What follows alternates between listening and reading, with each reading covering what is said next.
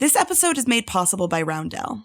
Partner with Roundel and reach the over 165 million guests who look to Target for joy and inspiration. Together, we'll design curated media solutions that are a seamless extension of the Target experience, all backed by unparalleled first-party data and measurement. Learn more at roundel.com. Hello, listeners. Today is Wednesday, June 5th. Welcome to Behind the Numbers, Reimagining Retail, an eMarketer podcast made possible by Roundel. This is the show where we talk about how retail collides with every part of our lives. I'm your host, Sara Lebow. Today's episode topic is the Retail Pulse Check.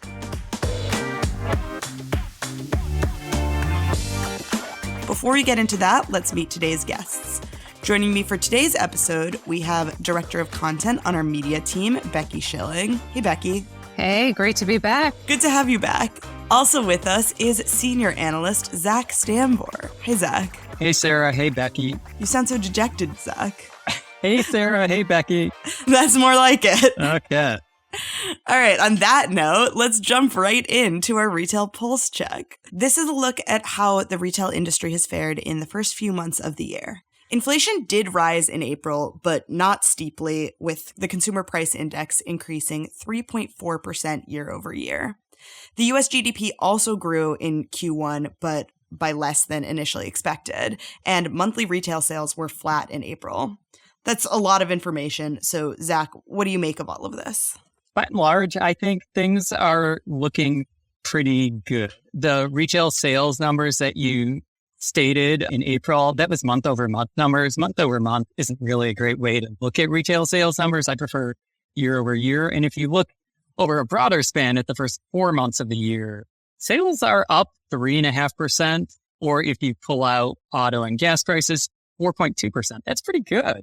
And so all things, relatively speaking, I think look promising. Anything to add, Becky? Consumers are spending. And as much as people want to talk about the economy feeling bad, that feeling isn't translating into how they're spending their dollars into opening their wallets at retailers. Yeah, that's a good segue because I feel like every headline I see is about price sensitivity, companies lowering their prices, retailers lowering their prices, questions about loyalty. Why is that the case if the economy is doing okay? Prices are a lot higher than they were pre-pandemic, undoubtedly, even though inflation has significantly come down. It has waned. However, the cumulative effect of inflation is jarring.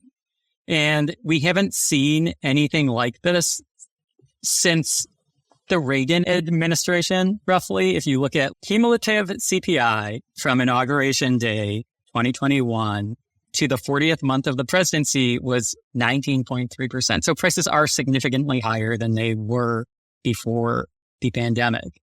That said, inflation is waning, but people remember what prices used to be. And so that's kind of uncomfortable. That's jarring. It makes people think about how much stuff costs. Yeah, I mean, this is the thing where I buy groceries, I complain about grocery prices, and then I still buy a $7 coffee the next day. But you also have to remember that retailers are smart and they can sense how consumers are feeling. And so if consumers are feeling like inflation is the big thing that they're worried about and their economy is a struggle, at least in the mindset of consumers, putting out stories about how they're slashing prices, even if that price slash is 5 cents, that's a good PR move and it's a good marketing move. It's a good way to get people on board with your brand in an environment where people feel tight. So retailers are slashing prices for PR. Yeah, 100%. And it's like all types of retailers are trying to cloak their brand in value-oriented messaging. And, Michael's is doing it. IKEA is doing it. Walgreens is now doing it. And Target is doing it. And I think for some brands, it makes more sense than others. Walgreens, you're not going to because stuff is expensive or cheap. You're going there for convenience. Whereas Target, it makes more sense because you want to get people into the store because it's a mass merchant. Yeah, Becky told me yesterday that she is signed up for Michael's deal text messages and that she's getting them constantly. Becky, when's the last time you set foot in a Michael's? Oh, this weekend. Okay, then never mind. I guess it's good that you have those. Expanding on what you were saying, though, about the broader retail, every kind of retailer, I want to expand our conversation a bit further than just like the basic stats we looked at the top of the episode. What is a signal from each of you that you're picking up on that we haven't talked about already? Yeah, so I want to talk about the QSR space because I think it's really interesting and indicative of what is happening. I think what's happening is that consumers are very focused on value, but value doesn't mean price. And so that's why you are seeing McDonald's, Yum Brands, which owns KFC, Pizza Hut, and Taco Bell, Starbucks, all of them have relatively disappointing quarters and talk about how consumer behaviors are shifting, whereas Chipotle, Sweetgreen, Cava, these higher priced restaurant chains, fast food chains, report fairly good quarters and talk about how consumers are continuing to splurge on pita chips or the guac because they feel like they're getting a good value for their dollar. And that's not something that they're feeling when they go to McDonald's and getting a quarter pounder. Can you break down specifically like how you see value as different from price? Yeah, I think it's like, are you getting a good bang for your buck? And that's essentially what it is. It's like, does this dollar that I'm spending translate into something that I'm like actually going to enjoy? That's different than, am I going to get calories to input into my body? And so you want to enjoy your burrito, but do you really enjoy the McDonald's quarter pounder? Maybe some people do. The French fries, yes, 100%. Becky, on that note, what is your signal that you're picking up on that we haven't talked about? My signal is travel over the Memorial Day weekend. AAA expected nearly 44 million people to travel during that weekend, which was up 4% year over year. The TSA said that they hit a record all-time high with the number of passengers screened in a single day. That was on Friday. And the AAA survey also found that a good chunk of Gen Z and millennials said that their travel plans were tied to events. And if you think about what happened with Taylor Swift's recent tour and increasing demand for flights in the regions whenever she's playing, I think it's a really good indication of how consumers are feeling, but also what they're willing to pay for, what they're willing to spend money on. And don't forget that travel isn't just about the transportation. It extends to other things like accommodations, meals, tickets, shopping, other pleasure-based spending. And so when I see these travel numbers perk up, it makes me feel like the retail side of things is also perking up. I'm being so targeted on this episode as someone who traveled to see Taylor Swift perform last year. But you're so far from alone. I mean, I just look at my social media feed and people are in Portugal. They're going all as someone who's going to Portugal next week. Yeah. Or they're going like, my friends are largely going to the Sphere and seeing Fish or the Dead.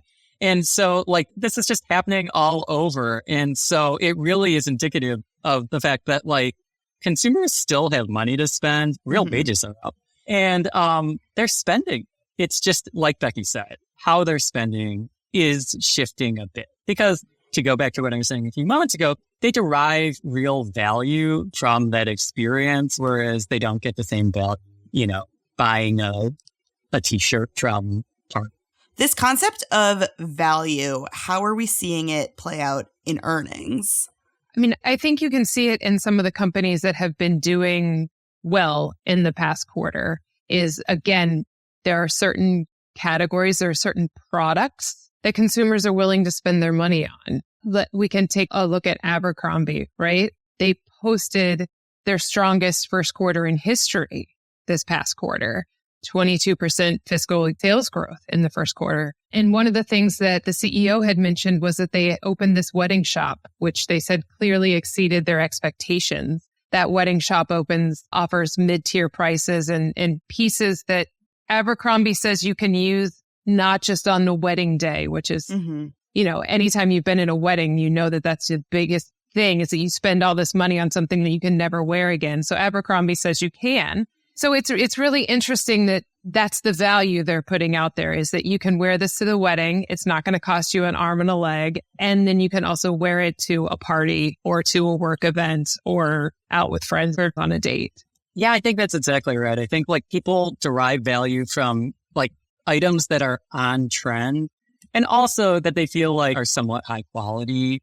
And so that's why you are seeing Hoka sales jump 34%. That's why Crocs sales continue to just soar. And it's just time and again, these items that people value are continuing to sell.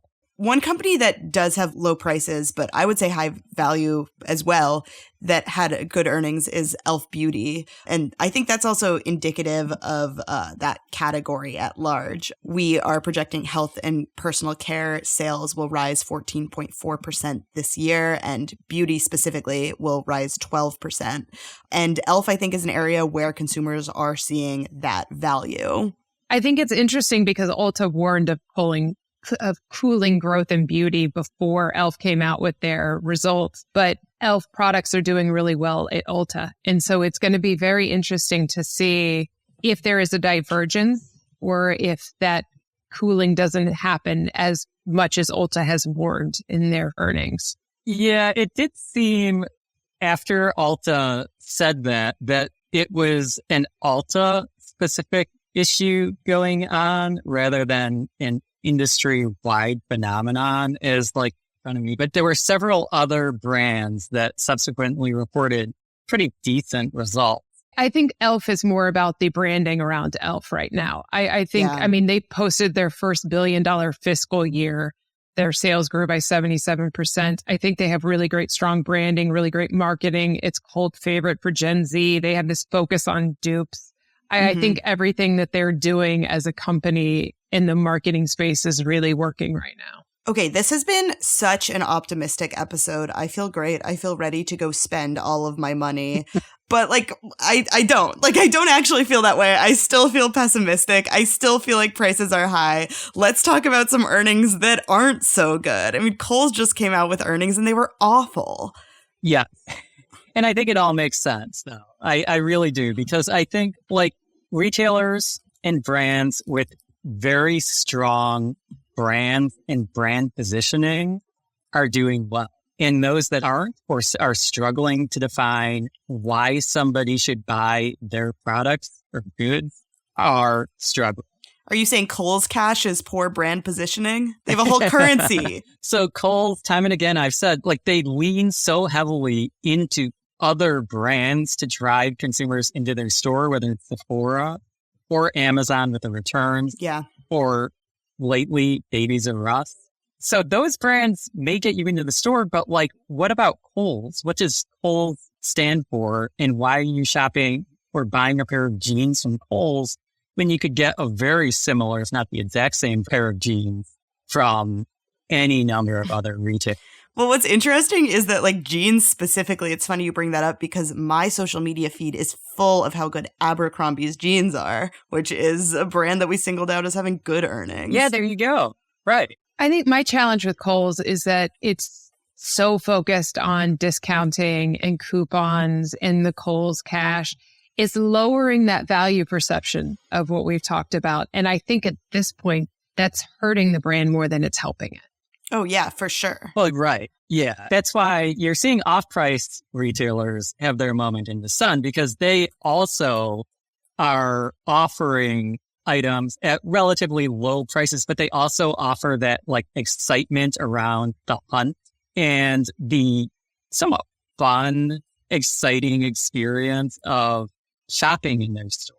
And Kohl's, no matter what you might say, is not a fun experience to go into the store or go online.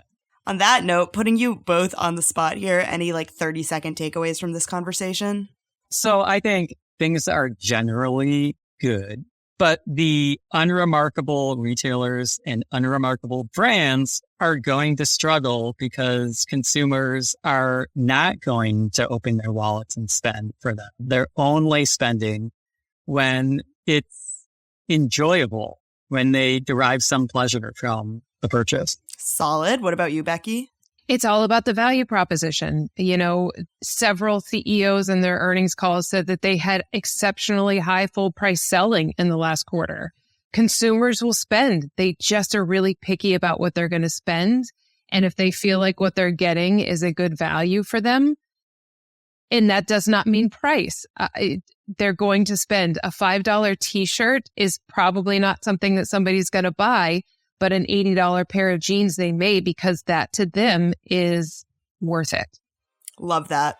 Okay, that is all we have time for today. So thank you for being here, Becky. So happy to be back on the pod.